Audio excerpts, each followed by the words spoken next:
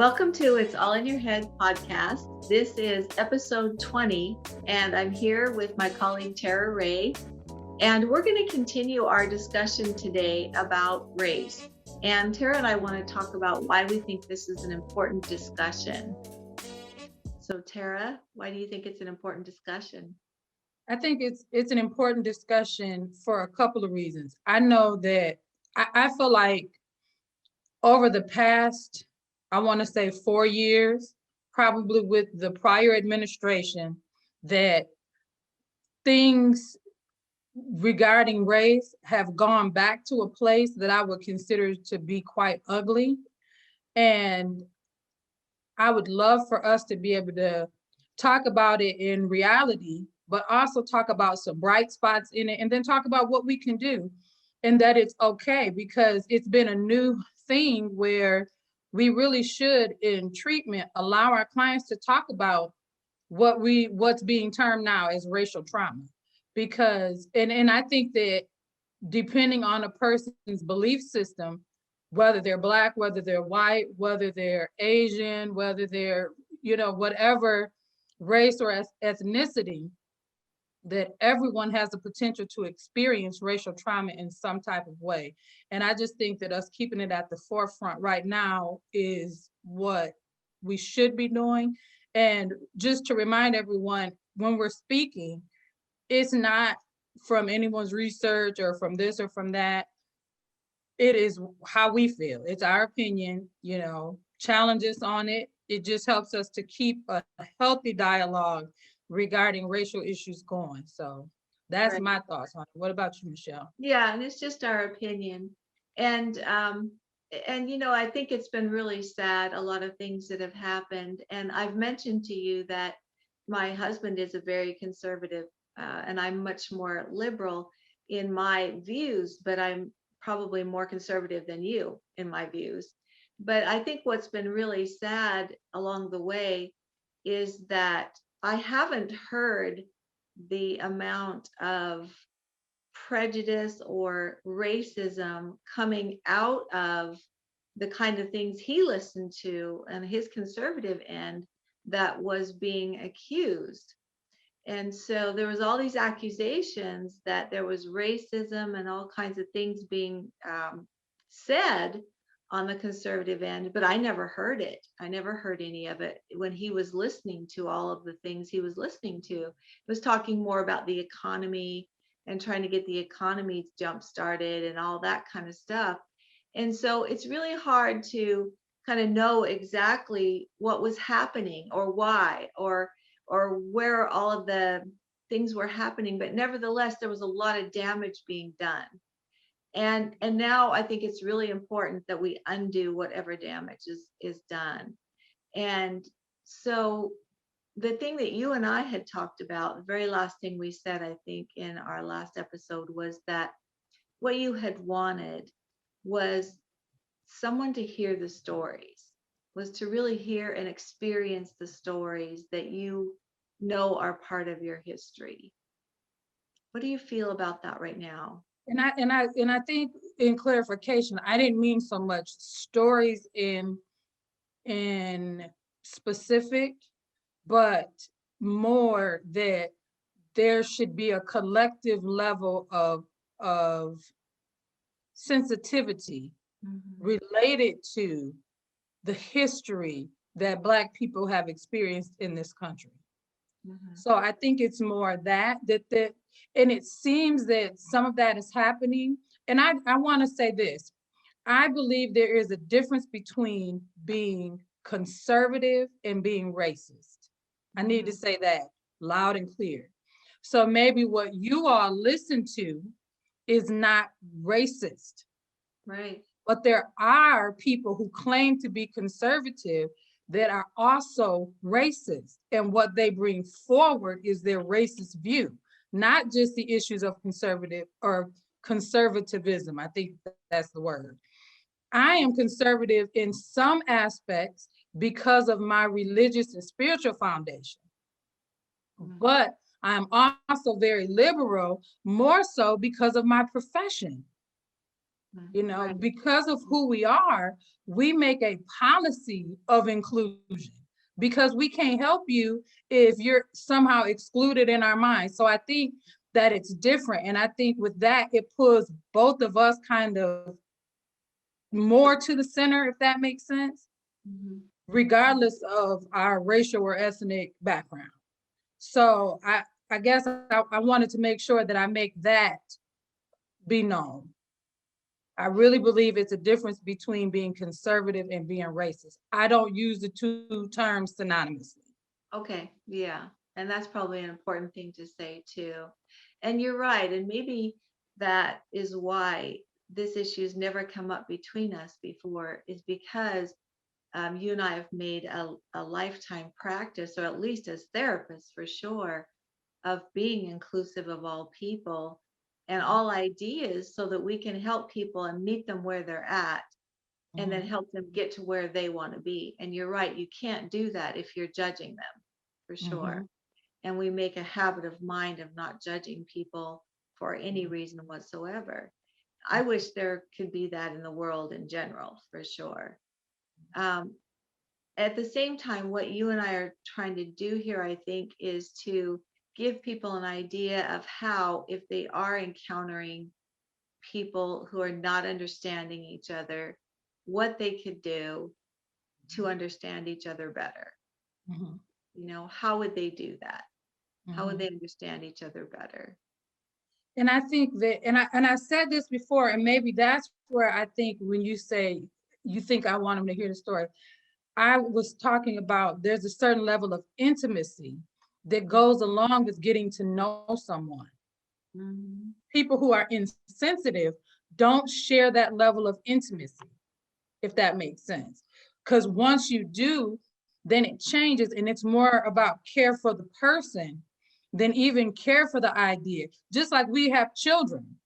Our children can be wrong as two left shoes, but it does not change the amount of love that we have for them. We guide them with a certain level of, we want to have, hold them accountable and have be stern and all of those things. But there's a level of love that comes in that also helps to guide us into how we deal with them and their issues. Same like if you had a kid with a drug problem, or and we would definitely look at them differently than we look at someone who we have no relationship with. And many of us have maybe made insensitive comments regarding someone who has a drug problem or even the general idea of it, because some of the terms that come out of it are based in that insensitivity, like crackhead. But that might be somebody's mother, somebody's child, somebody's grandmother, like we don't know. So I think that's what I'm talking about. And how do we get to that level? For people who are spiritual, it's very different. We're able to do that more because we have the guide given to us by God, how we're supposed to. And one of our phrases is lead with love. If you lead with love, the way that you handle people and treat people is going to be very different than if you don't. Okay. So one of the things that we talked about was wanting people to be more sensitive to your microculture, is what you called it. Mhm. So tell me about the microculture that you want sensitivity to. Well, when I say microculture, what I mean is this. We look at America as a country, and there is an American culture. And regardless of what race or ethnicity you are in America, and we have certain things that seem to be general or specific to all Americans, if that makes sense. But then you have cultures inside of the American culture, like the Black community, that the way that we practice certain things, the way that we do things is just very different. I even talked about a little bit about our level of emotion sometimes that's connected to grief or what we look at in death and dying. And I even remember when I was doing my master's program, there were ethnic central disorders. And it was one, I remember laughing really hard when I read it, that talked about falling out. And that was something that was only specific to the African American community. So when things happen, like you see people, they just fall out, whatever it was. And I remember chuckling about that and going, but I really hadn't heard of any other culture that happened in. What So I is was like, falling okay, out? What is a fallout? it's like the kind of, like I was explaining about the person that heard about, and it was just like they fall down with yeah, emotion. the going limp kind Okay. of thing. And it was like, okay, even though we may have seen that in other places, this particular book, I don't know where they got their research from, and I'm going to go and find it.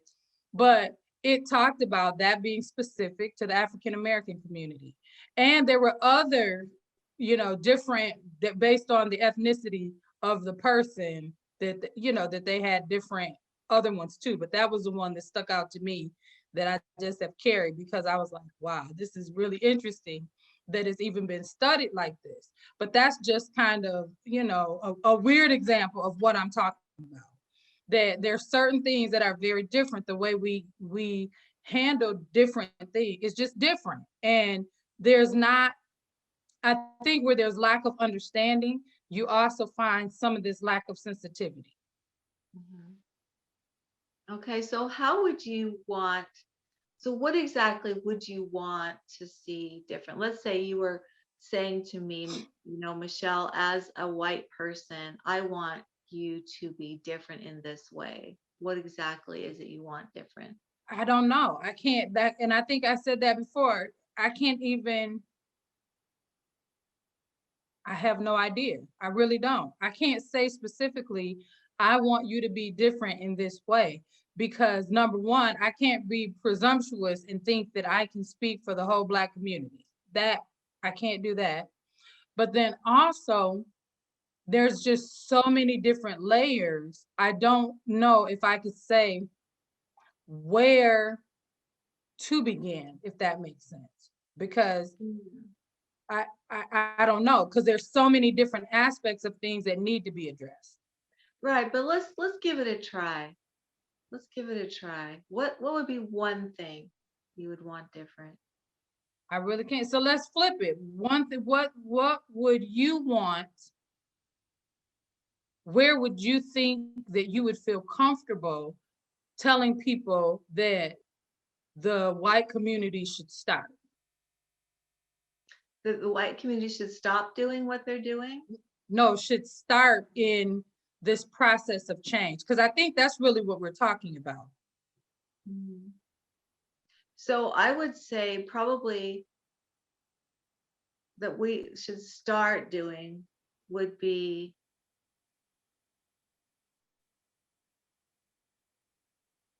like you said, there's so many layers. Um, I guess we should start accepting the differences as being just different and not bad or good, for one Good thing. job. Mhm. As soon as you said that, it hit a chord. Yes. Mhm. How about we accept the differences as just being different and not good or bad? Mhm. I think that because then what we're doing, I think, is removing a layer of subjectivity, Mhm. Yeah. because good or bad is, when we're thinking about these kind of things, is subject. I mean, it's subjective. Mhm. So I think that would be a good thing. We just look at differences, they're different. They're not good or bad, they're just different. Mhm. Okay. So then next, I don't know, you gave a good one, so now let me see if I can follow up with one. I don't know. But I think that we should begin to address, first, I think that we should just be honest and address the disparities that are in the different communities, and just be honest and say that, yes, this is true. These are definitely disparities. Mhm. And I can think of things like in education. If you look at some of the more inner city communities, those schools, if you're looking at the ratings, are very low. But we would want to get to the bottom of that and then start to be talking about how can we can address it. Because most of the time it's addressed by just denying that it exists or denying that it's true or saying that, well, that's how you see it, but we can see it a different way. But the reality is it's definitely some disparity in education, and it can be tied to certain zip codes. Yes, they're going to be outliers because we have stars in every community who are going to rise above, but by and large, what are the majority of those students getting? Mm-hmm. So you feel like if we could provide the same level of education, no matter what the zip code, that would help. Well, I'm saying first acknowledge that there are disparities, because if you don't acknowledge that there are disparities and be honest and say that it's true, then you don't have a basis of starting. It's the same, it's like all over the place. But if you can say, yes, there's a clear difference between, this community and this community. Why don't we try to offer this community what we've given this community and see then if it will make a difference? Okay. Does that make sense? Uh-huh. I was trying to say it without giving, like saying locales. I didn't want to really Yeah. say locales, but if we can do that, if we give this county the same amount of funding for schools that we give this county and the same level of material, technology, and all of that we give this county, now let's see if it's a difference. Okay. Okay. Okay. So I can understand where that would be a great place to start. I'm going to suggest also, what about even going deeper than that? Because what I, as a therapist, hear are also the attitudes that run within family systems too. And those attitudes, that there is actually an attitude of people who get made fun of for wanting to finish high school, or encouragements of young girls to have sex really early. No fathers around to protect young girls from being victims of having sex very early and having children very early. And I Things. think, oh, I'm sorry. And I think so the difference too, because what you see, when I first moved to Georgia, I worked in the mountains, in the mountain communities. And we know that the mountain communities in Georgia are primarily white communities. And some of those same things that you're speaking of, we saw in the west end of Atlanta that is primarily Black. Right. So that is an economic issue, I think. And for some reason, these economic issues are very much, you see certain traits when there are communities that don't have a lot of money. Right. Right. And because that same thing you're talking about as far as young people being encouraged to have sex, I saw that. I saw 12 and 13-year-old white girls, just like we saw in the West End. Mm-hmm. So it's like, that is another piece, but that's separate because that's more economic than racial. And that's the other thing too, being able to differentiate these issues from being considered to be Black issues to whatever category. So like we're talking about now, we would say, because we've seen that in a Black community, that, oh, that might be a Black issue. But it changes because we've seen the same thing in the white community. Mm-hmm. So now we have to take those issues and pull them out of what is considered to, quote unquote, be racial, if that makes sense. Sure. Because absolutely. It absolutely does. I saw just as many, and I'm like, it's eye-opening, because you see the same, just as many white kids hanging out on the corner during the day that's supposed to be in school up in the mountains as you do in the Black community. Mm. Yeah, that's true. That's absolutely true.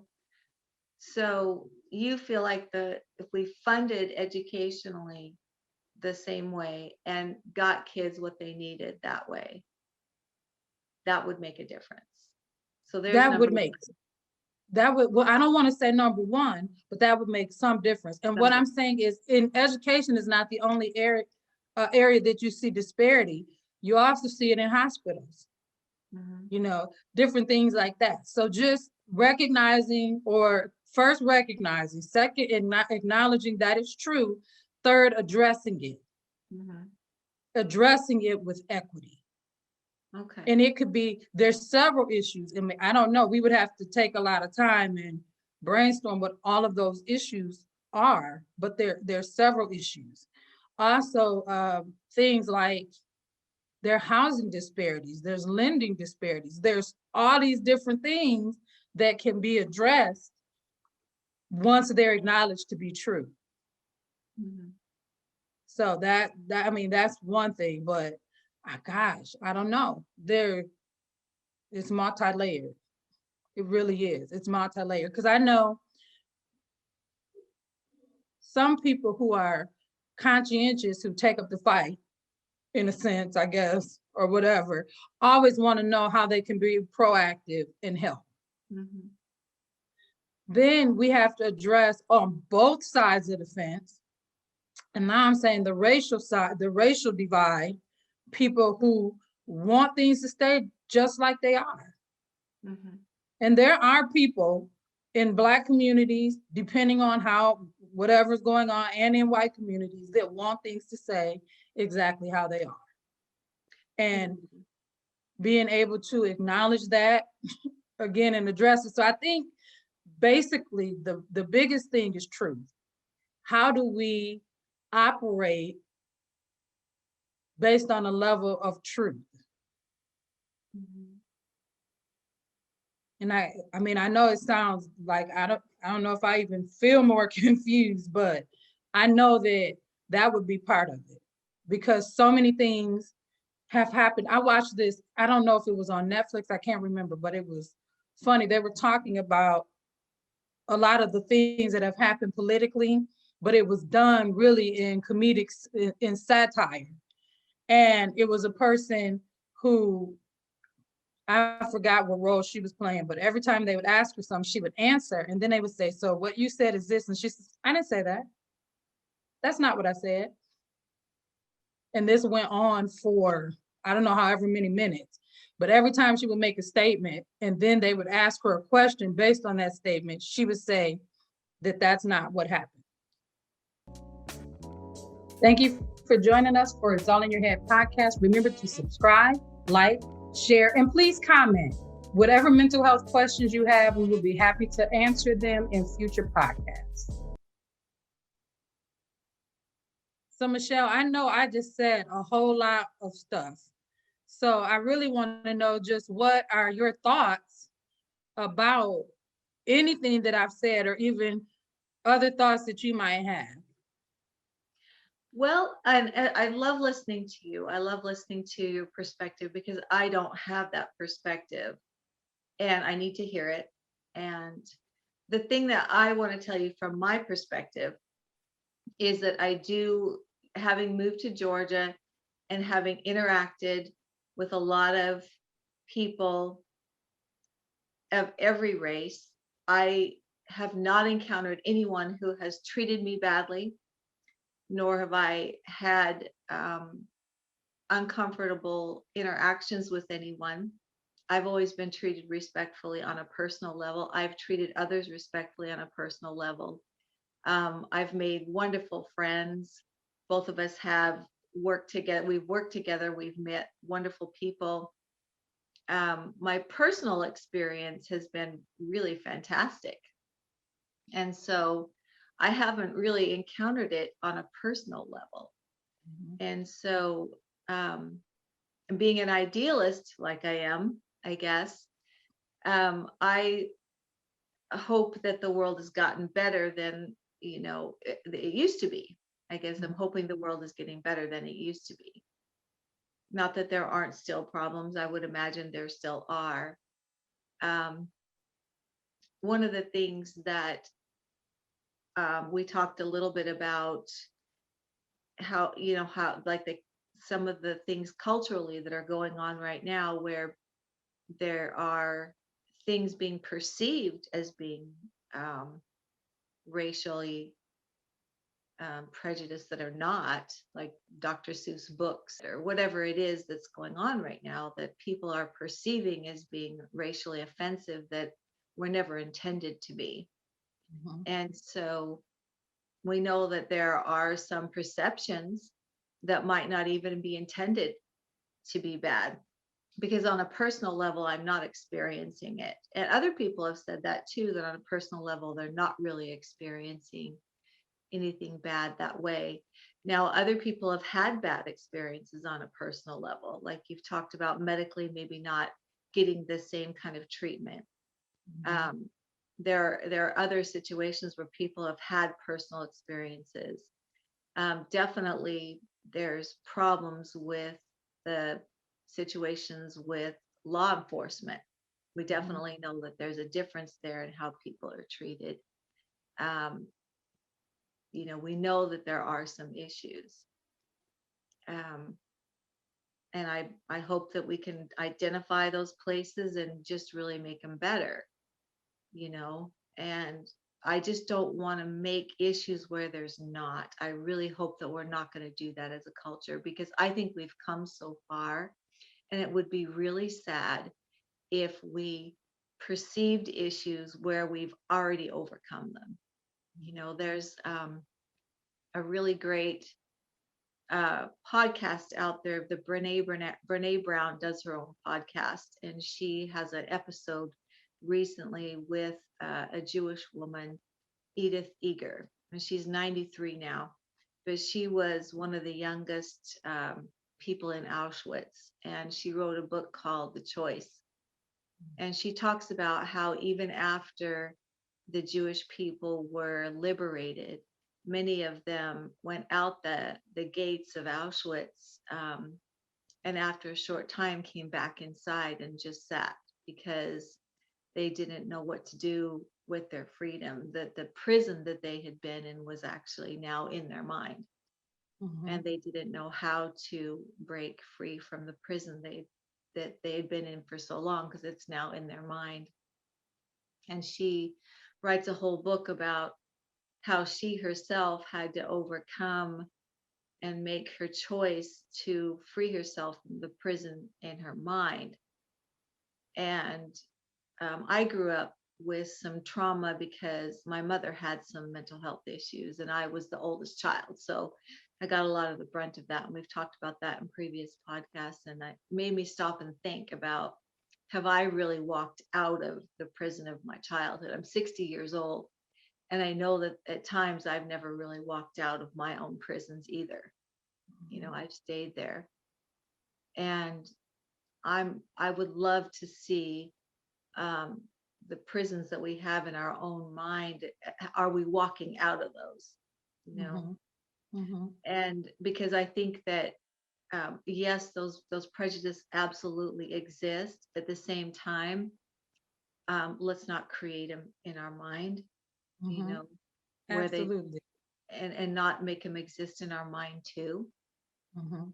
And so how when you as you and I talk about this, I want you and I to do whatever we could do as a representative of me as a Caucasian, you as a Black person. What do we do that anybody watching could say, how do we um, forgive each other?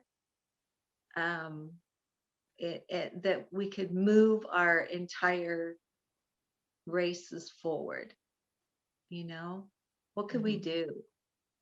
How can we accomplish that? And so there's something that I like to use in treatment with clients, and I call it ask yourself the next question. And what I mean by that is when you make an assumption about something, then ask yourself why. So, or ask yourself if it could have been something else. So it might be easy for me to say, okay, that bank teller looked at me funny because I'm Black. Mhm. It would be maybe easy for me to say that. But then I could say, what other reason could she have looked at me that way? and then see if I can change the assumption to something different.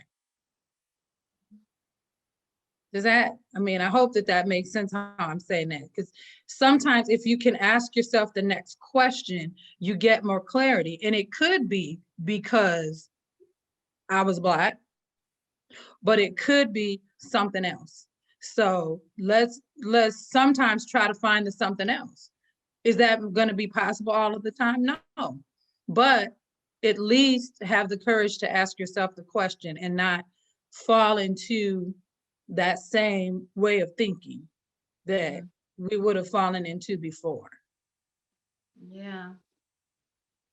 Yeah, because I think on both sides of that equation that exists, the one side of the equation is the prejudice really does exist, and people are really very honestly being, um, like you said, the aggression, the microaggressions that happen, that very honestly does happen. On the other side, there's also perception of things that people didn't intend, you Mhm, know. mhm. And then another thing would be maybe not to meet it with so much anger, because sometimes when you point something out, the person can make correction and then go forward. So I think of an example from my hometown in Michigan. There was a water park there, and there was a sign, a billboard on the highway, and it said something to the effect of lots of fun for all people and monkeys, is what it said. And there was this picture of, it had all of the people pictured were white people, and then there was a monkey. Hmm.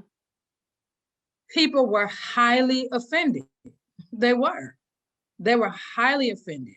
And I could see why, because we know all of the different stereotypes, different things that have been said, and all of that thing. So for that to be what was chosen, and was there intent in the beginning? Maybe not. Maybe not. But there should have been some recognition of how it could have been offensive, and apologies made, and just change it, just fix it. But most people spend more time arguing about, well, that's not what I meant. That's not what I meant. And if I change it, it's going to look like that's what I meant. How about it doesn't matter? Just Right. change it and fix it. And then go forward, make your apologies, whatever. Mhm. Because those kinds of things happen. Okay. And maybe if we spent less time focusing on the person's intent and just fixing it, it might be better. Because if they can really say, no, I really didn't mean anything by it. I really didn't. I'm going to change it right now. And we won't even say no harm, no foul. We are so sorry that it appeared like that. It has been changed. Now go back and look, however you change. I mean, you might want to keep the monkey, but insert some Black faces into the photo also. So we're not going, who's clearly missing? Or is this some kind of representation of? And that's what the microaggressions are real. And they come from preconceived notions that people have formed about other people. Mhm. Well, and something I can think of that I feel is kind of sad is that I mentioned I became kind of obsessed with the play Hamilton recently, which is just a historical play about one of our founding fathers.